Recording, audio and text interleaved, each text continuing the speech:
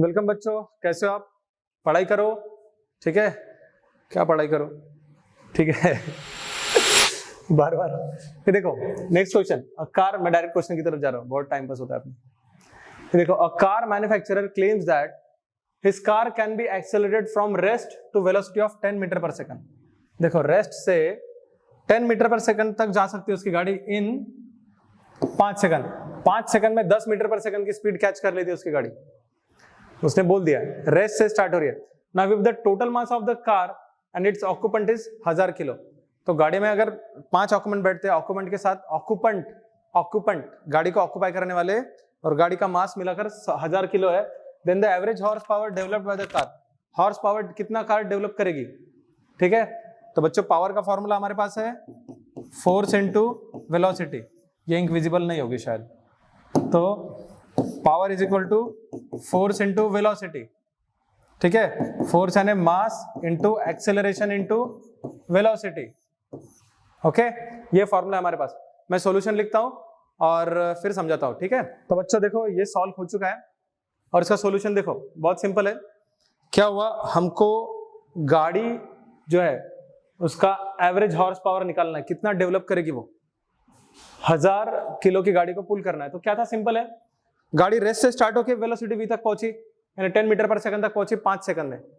तो बच्चों, सबसे पहले तो काइनेटिक एनर्जी कितना चेंज हो रही है उसकी एनर्जी, और याद रखो उसको पावर कितना लगेगा, जितना एनर्जी वो डेवलप कर रही है इंजन इन 5 सेकंड, है ना? तो वो पावर हो गया एनर्जी इन 5 सेकंड।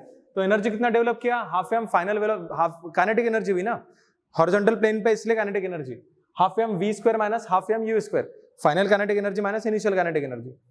तो half M v square put किया, मुझे 5 × 10⁴ मिला। मास दिया है, ठीक है?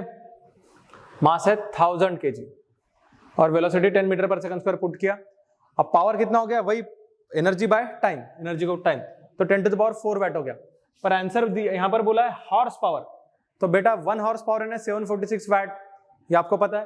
तो टोटल वैट को 746 से डिवाइड कर दो, 10⁴ bye 746 will give you correct answer, ठीक है? Let us see next question. A body of mass m is accelerated uniformly from rest to speed v in time t. The instantaneous power delivered to the body as a function of time is given by, ठीक है? अब इसका previous question जैसा ही है, मैं इसका solution बताता हूं, ध्यान दीजिए, ठीक है? तो बच्चों क्या है, a body of mass m is accelerated uniformly from the rest to speed v. अब रेस्ट से वेलोसिटी v तक गई इन टाइम t, ओके? इसके बाद the instantaneous power delivered, instantaneous power मतलब इसके बाद किसी भी टाइम t पर इंस्टेंटेनियस पावर जो डिलीवर करेगी as a function of time.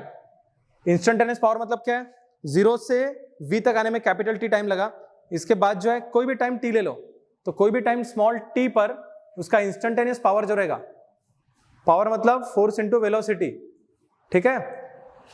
तो और पावर यानी फोर्स इंटू वेलोसिटी, तो इस टाइम पर एट स्मॉल टाइम t, ये इंस्टेंटेनियस टाइम था, इस टाइम पर पावर कितना हो गया, फोर्स इंटू वेलोसिटी, इस टाइम की वेलोसिटी, और पावर यानी सॉरी फोर्स यानी पावर यानी force into velocity at this time small t, okay?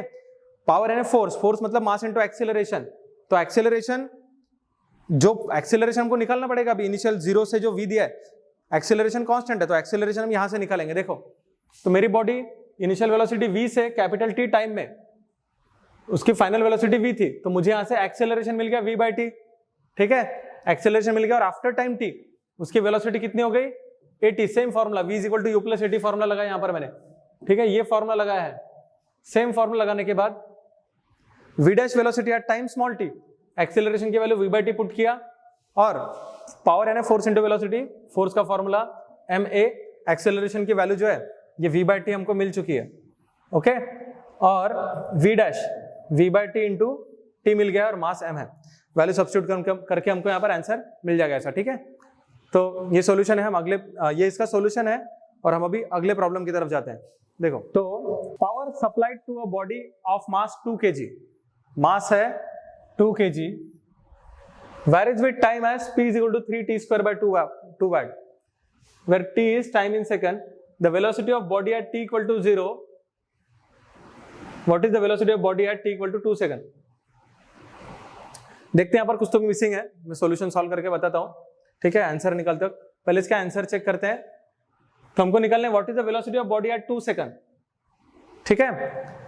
तो देखो कैसे सॉल्व करेंगे। तो बच्चों ये प्रॉब्लम में क्या दिया, देखो इस प्रॉब्लम में दिया था हमको the velocity of body at t equal to 0 is, ये इस 0 छूट गया था, ठीक है। तो ये करेक्शन है इसके अंदर। तो what is the velocity of the body at t equal to 2 second. बच्चों सॉल्यूशन तो लिख लिया, आपको दिख ही रहा होगा। पावर का formula work done upon time है, तो पावर इनटू टाइम है, वर्क डन हो गया। Now from work energy theorem, हमारे पास वर्क एनर्जी थ्योरम क्या बोलती है कि change in kinetic energy is converted into work done. Work done का फॉर्मूला पावर इनटू टाइम, तो P इंटू dt। तो चेंज इन काइनेटिक एनर्जी यानी final kinetic energy minus initial. अब यहाँ पर क्या दिया मुझे, velocity of body at t equal to 0 थी इनिशियली, और 2 सेकंड के बाद उसकी वेलोसिटी v हो गई। तो इनिशियली टाइम इक्वल टू 0 पर, ठीक है, हम यहाँ कंसिडर करेंगे कि एट t v उसकी वेलोसिटी इनिशियली 0 थी, एट t इक्वल टू दिया यहाँ पर 0 है, याद रखो। और एक डायलॉग, ये सेंटेंस याद रखो कि अगर t इक्वल टू 0 है, यहां पर दिया नहीं था, ठीक है। देखो आपको बिल्कुल 2 सेकंड में स्टॉप करके यहां पर करेक्शन डाला है, क्योंकि यहां अगर नहीं दिया होता the velocity of the body at t equal to 0 या वेलोसिटी दी होती यहां पर। इसका मेरा सेंटेंस में ये बोलना चाहता हूं कि अगर t इक्वल टू 0 है मतलब उसकी वेलोसिटी उस टाइम पर 0 ये नहीं होता, याद रखो, ठीक है। उसको इनिशियल वेलोसिटी हो सकती है, ये स्पेसिफिक है, पर यहां पर स्पेसिफिकली दिया है कि 0 है, तो हम 0 पुट करेंगे। तो मेरी इनिशियल काइनेटिक एनर्जी 0 हो गई और final kinetic energy half mv² at t equal to 2 second. और टोटल पावर क्या होगा, power from 0 to 2 second integrate करो पावर dt को, p dt को, पावर इंटू dt को। पावर का फॉर्मूला मुझे दिया है 3t²/2, तो 3t²/2 को इंटीग्रेट करेंगे 3/2, 3³ upper limit minus lower limit करेंगे तो मुझे वेलोसिटी की value 2 metre per second square मिल जाएगी, ठीक है। अभी हम नेक्स्ट प्रॉब्लम देखते हैं। तो बच्चों नेक्स्ट क्वेश्चन रीड करते हैं हम लोग। देखो, a car of mass m has an engine which can deliver power p, ठीक है। तो कार जो है, a car of mass m has an engine which deliver power p deliver कर रहा है। What is the minimum time in which the car can be accelerated from rest to a speed v। कितने time में उसको हम accelerate कर सकते हैं रेस्ट मतलब u इज इक्वल टू 0 से स्पीड v तक। In what time we should accelerate that body. तो इसका सॉल्यूशन देखते हैं हम लोग अभी। तो बच्चों हमको सिंपल है, work done is equal to increase और डिक्रीज इन काइनेटिक एनर्जी। ये वर्क एनर्जी थ्योरम है।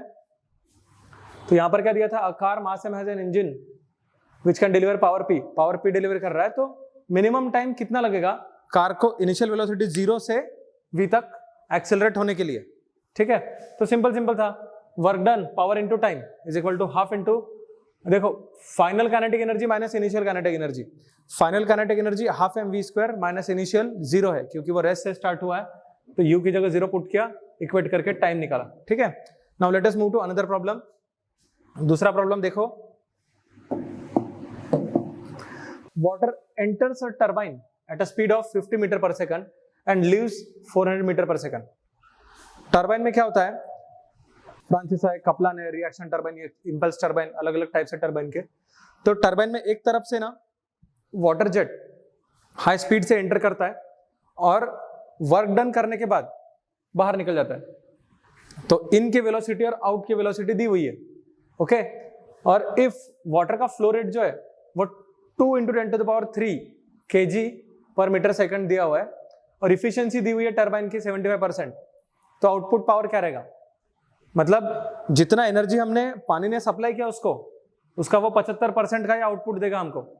तो आउटपुट कितना मिलेगा, इसमें इंपॉर्टेंट याद रखो, efficiency is equal to output by input. मुझे आउटपुट पूछा है,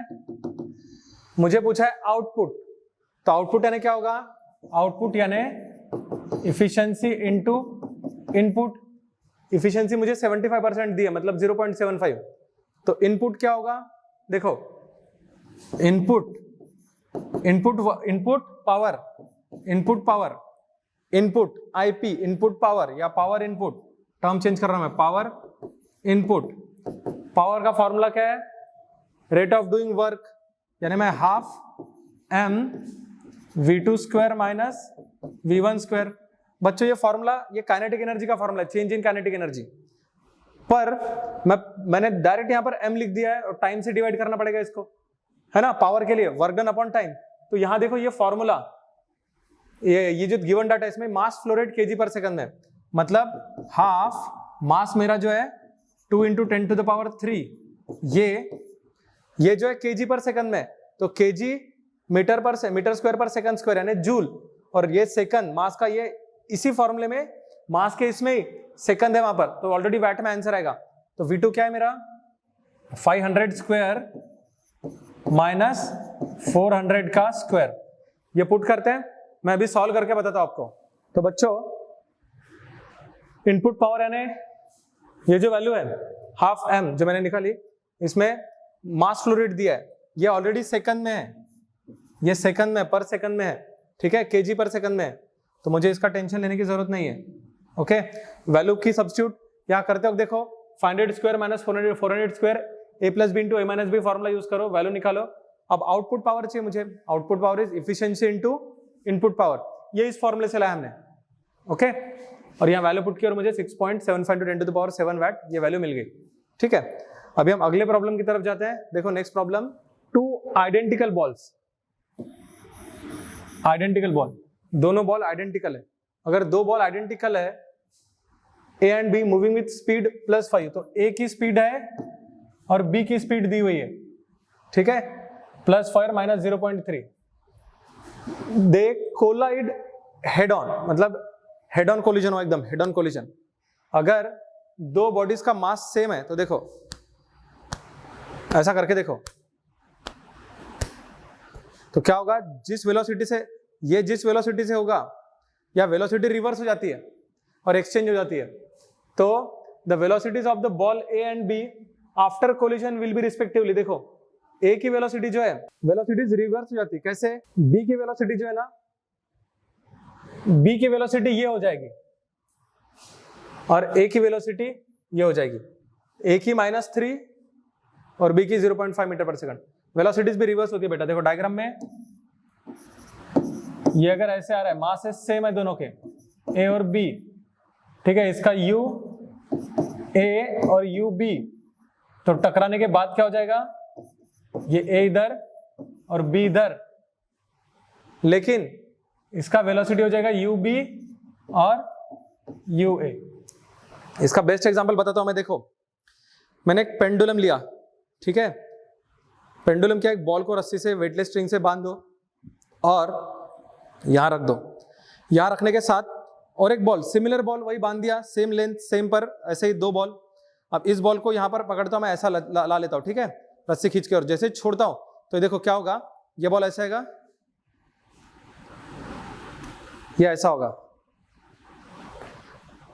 क्या हो रहा है, वेलोसिटी, ये जो A है मेरा हाथ, A ने वेलोसिटी पूरी की पूरी B को दे दी, और B की वेलोसिटी अभी क्या होगी, A की वेलोसिटी के बराबर। तो ऐसा है काम ये, ठीक है। अगले प्रॉब्लम की तरफ जाते हैं। देखो नेक्स्ट प्रॉब्लम है हमारा, an explosion blows a box into 3 part, 3 part में टुकड़े किया उसने, तो 2 part goes off at right angle, ये राइट है, राइट, ठीक है बच्चों, राइट एंगल है, होता है spelling mistake. 2 parts goes off at an right angle to each other.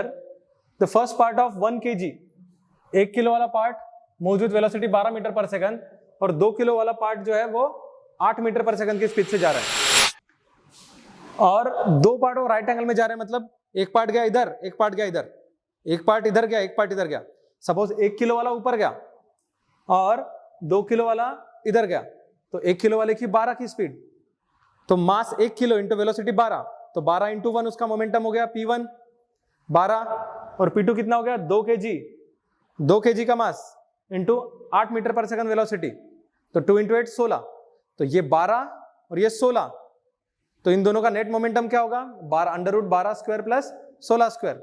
Okay, and if the third part flies of, बच्चों जब भी आप फ्लाइज ऑफ लिख देना मतलब समझ लो कि वो चला गया, भाग गया ऐसे, तो उसकी वेलोसिटी है 4 मीटर पर सेकंड, उसकी वेलोसिटी 4 मीटर पर सेकंड दी है, तो क्या करो, तो उसका मास क्या होगा, तो उसका मोमेंटम क्या होगा, उसका मास ये m3 इंटू 4 उसका मोमेंटम हो गया, ये मोमेंटम प्लस इन दोनों का मोमेंटम जो मैंने निकाला, under root of 12 square plus 8 दूनी 16 का स्क्वायर, तो उसके साथ इक्वेट कर दो, या फिर इन तीनों को, वो मोमेंटम ये जो 2 है इन दोनों का रिजल्टेंट और ये मोमेंटम को ऐड करो और इक्वल टू 0 करो, क्योंकि बिफोर इट ब्लोज ऑफ उसकी वेलोसिटी 0 थी कंबाइंड मास की।